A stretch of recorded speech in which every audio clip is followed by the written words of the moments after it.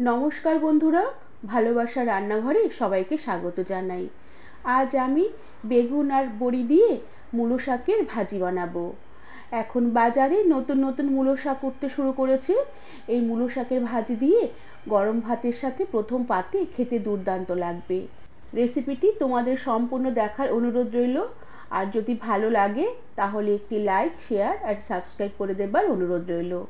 প্রথমে আমি মূলো শাক বেশ ভালো করে বেছে ধুয়ে নিয়ে মিহি করে কুচিয়ে নিয়েছি। এবার শাকে আমি সামান্য পরিমাণে একটু নুন ছিটিয়ে দিলাম। এবার এই নুন আমি শাকের গায়ে আলতো হাতে বেশ ভালো করে মাখিয়ে নেব, আর মাখিয়ে কিছুক্ষণ রেখে দেব। এতে শাকটা বেশ নরম হবে আর শাকের থেকে বেশ খানিকটা জলও বেরিয়ে আসবে। এতে এই মূলো শাকের যে একটা কড়া ভাব বা একটু কষ ভাব আছে বা তিতকুটে ভাব আছে সেটা কেটে যাবে। আর সাথে আমি বেগুন দেব, এর জন্য আমি বেগুন বেশ ছোটো ছোটো করে টুকরো করে কেটে নিয়েছি। তার সাথে আমি নিয়েছি কয়েকটা বিউলির ডালের বড়ি, আর তার সাথে আছে কয়েকটা চেরা কাঁচা লঙ্কা, সাথে 3 থেকে 4টা কোয়া রসুন থেতো করে নিয়েছি। আর তার সাথে ফোড়নের জন্য আছে রাঁধুনি আর কালো জিরে। এবার কড়াতে পরিমাণ মতন তেল দিয়ে তেল বেশ ভালো করে গরম করে নিয়ে প্রথমে আমি বেগুনের টুকরোগুলোকে ভেজে নেব। এর জন্য বেগুন তেলে দিয়ে দিলাম, সাথে সামান্য একটু হলুদের গুঁড়ো আর সামান্য একটু চিনি ছড়িয়ে দিলাম। নুন আমি এখন দেব না। চিনি আর হলুদ দিয়ে বেগুনগুলোকে একটু লাল লাল করে ভেজে নেব। এতে বেগুন ভাজার সময় তাড়াতাড়ি বেশ লাল লাল হয়ে আসবে, আর বেগুন তেলও বেশ কম টানবে। আর বেগুন কিছুক্ষণ নেড়ে চেড়ে ভেজে নেবার পরে বেগুন লাল লাল হয়ে আসলে আমি কড়া থেকে বেগুনের টুকরোগুলোকে উঠিয়ে রেখে দিলাম। এবার ওই তেলেই আমি কয়েকটা বিউলির ডালের বড়ি ভেজে নেব। এর জন্য কড়াতে ডালের বড়িগুলোকে দিয়ে দিলাম। এবার বড়ি কিছুক্ষণ একটু নেড়ে চেড়ে নেব।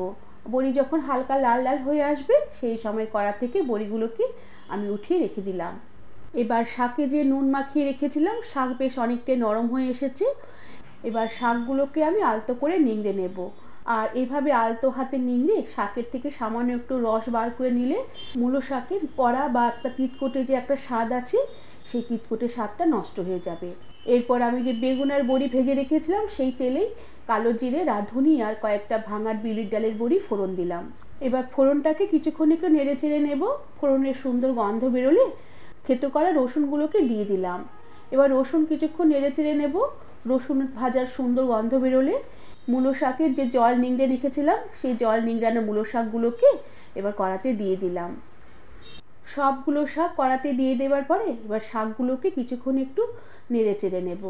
আর শাক কিছুক্ষণ ফোড়নের সাথে নেড়ে চেড়ে নেবার পরে আমি শাকে পরিমাণ মতন নুন দিয়ে দিলাম আর পরিমাণ মতন হলুদ গুঁড়ো দিয়ে দিলাম, আর সাথে চেরা কাঁচা লঙ্কাগুলোকেও দিয়ে দিলাম। এবার শাকগুলোকে বেশ ভালো করে কিছুক্ষণ নেড়ে চেড়ে হালকা করে একটু ভেজে নেব। তবে নুনের পরিমাণটা একটু বুঝে দিতে হবে, কেননা শাক প্রথমে নুন দিয়ে একটু মাখিয়ে নিয়েছিলাম, তাই নুনটা একটু বুঝে দিতে হবে। এরপর গ্যাসের আঁচ কমিয়ে দেব আর ঢাকা দিয়ে রেখে কিছুক্ষণ লো আঁচে আমি রান্না হতে দেব। এতে শাকের যে জল আছে সে জলটা বেরিয়ে শাকটা বেশ ভালোভাবে মজবে। আর কিছুক্ষণ ঢাকা দিয়ে রান্না করে নেবার পরে ঢাকনা খুলে দিলাম। শাক বেশ অনেকটাই মজে এসেছে। এবার আমি আর একটু নেড়ে চেড়ে নিয়ে ভেজে রাখা বড়ি আর বেগুনগুলোকে শাকে দিয়ে দিলাম।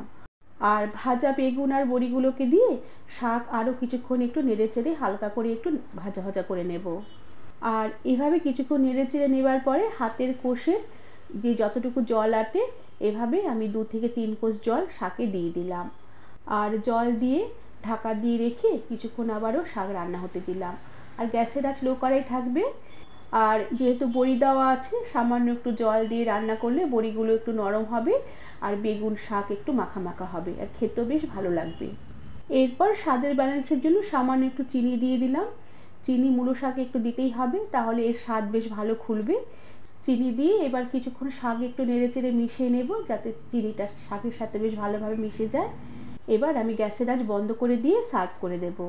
বন্ধুরা, আমার এই বেগুন বড়ি দিয়ে মূলো শাকের ভাজির রেসিপিটি তোমাদের কেমন লাগলো আমাকে তোমরা কমেন্ট করে জানাবে। আর ভালো লাগলে একটি সাবস্ক্রাইব করে দেবার অনুরোধ রইল। আজ তাহলে আসি, পরে আবার একটি নতুন রেসিপি নিয়ে দেখা হবে। ধন্যবাদ বন্ধুরা।